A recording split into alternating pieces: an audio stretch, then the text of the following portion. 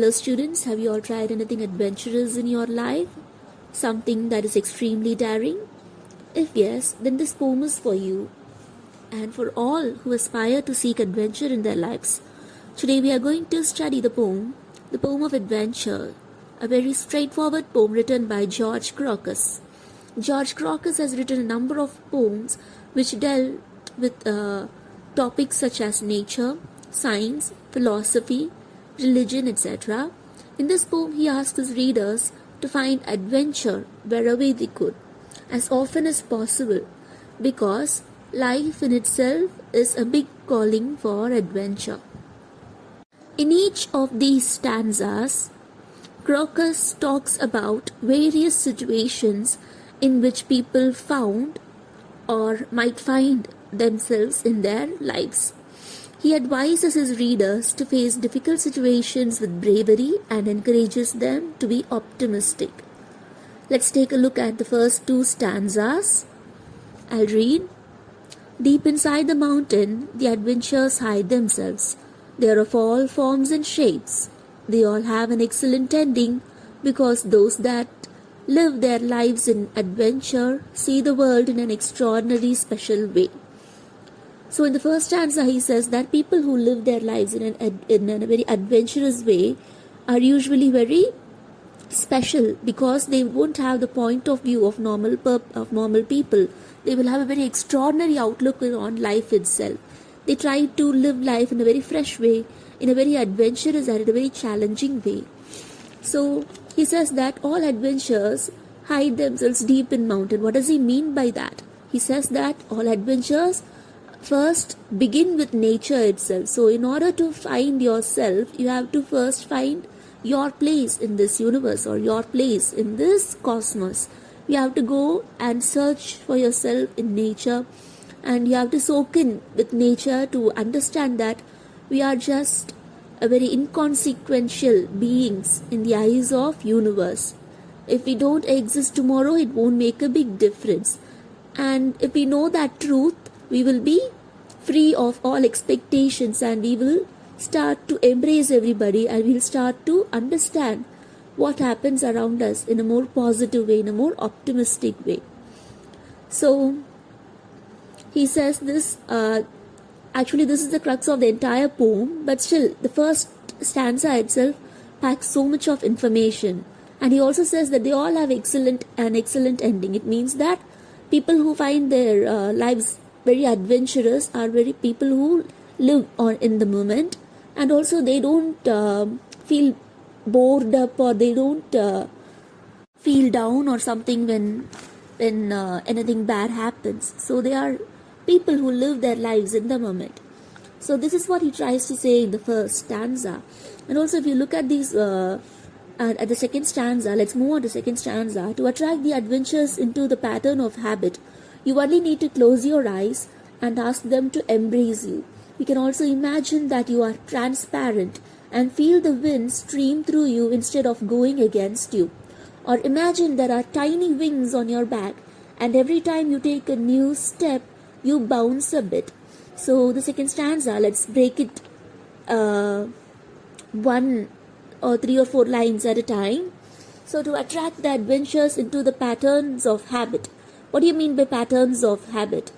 Patterns of habit, it means a set of habits to which you train yourselves to. Like for example, you get up in the morning, you brush your teeth, you dress up, you bathe, and then you dress up, you come to school, you learn, you learn.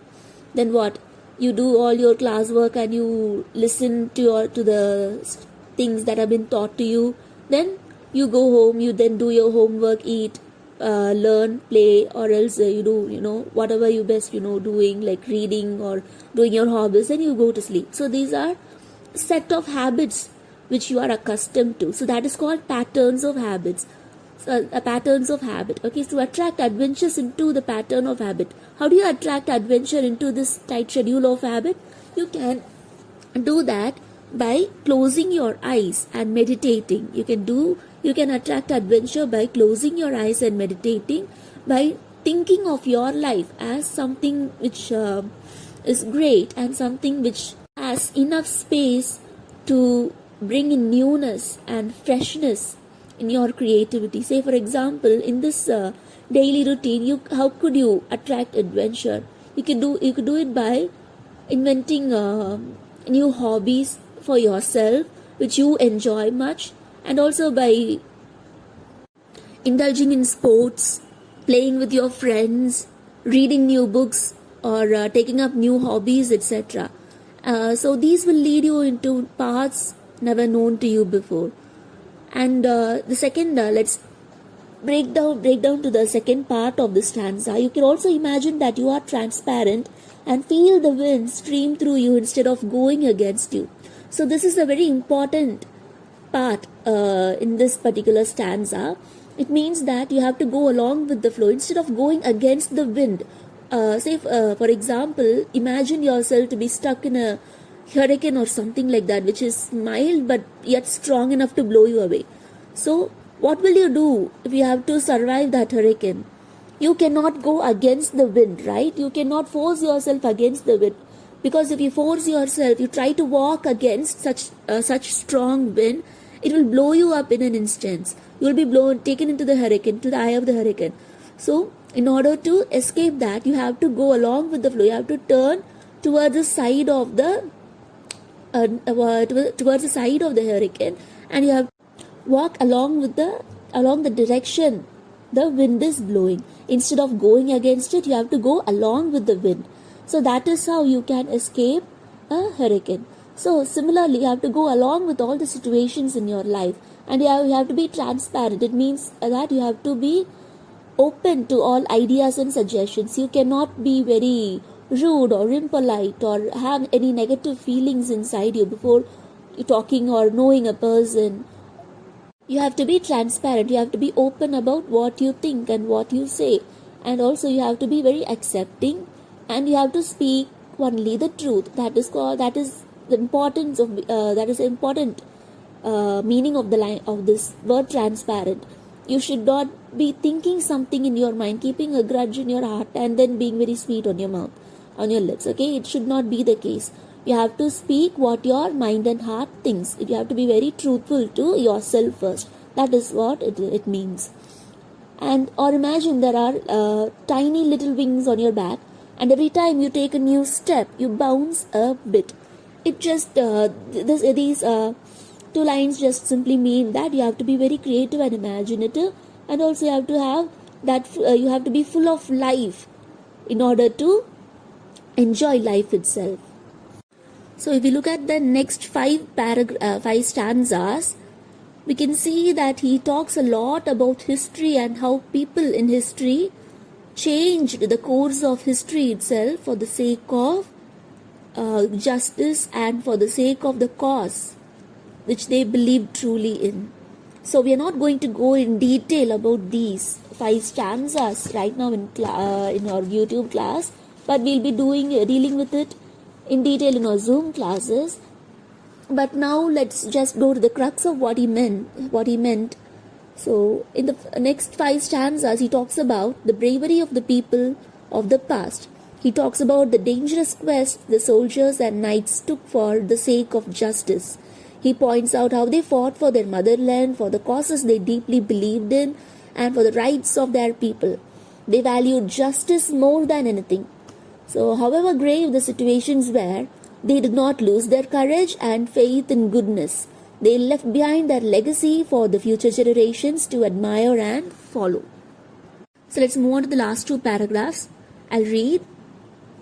There are many legends based on their heroic exploits, a legacy of tales which have been told with much adroit, highlighting the aspects of human wisdom related to virtue and vice, and the lessons to be learnt are those of goodness and sacrifice. We already saw this.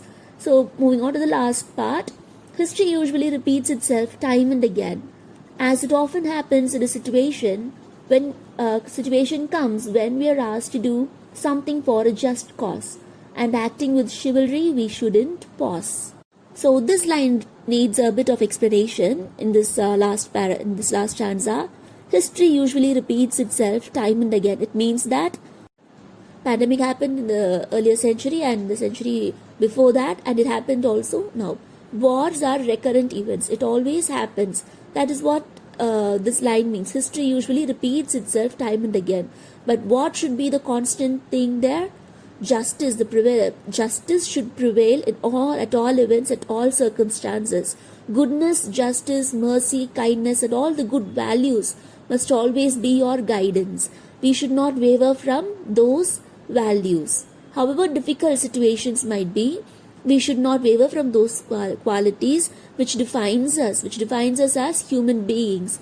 And we should help each other in life, and also we should help each other as communities, as countries, because we will never know what tomorrow holds for us as a species. Okay? I'll just tie the knot, I'll just sum it up. In the last two stanzas, he inspires his readers to follow the example of our leaders from history. He says that their life highlights the aspects of wisdom, virtue, goodness, and sacrifice in the world. He says that history usually repeats itself time and again and encourages his readers to take hold of bold actions that will ensure that goodness, justice, and chivalry goes on forever and ever. Okay, so with this poem is over.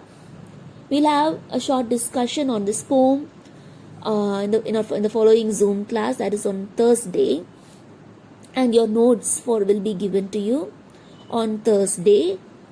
Notes for your Unit 1 prose as well as poem, and also we'll discuss all the book back exercises for all these two lessons. Okay, so be ready with your work, or else why wait till Thursday? I'll give the notes today itself, okay, so that you'll be able to finish your work fast. Okay, so yeah, thank you. Be ready with your classworks then on Thursday. We'll discuss book back exercises alone on Thursday. Okay, thank you.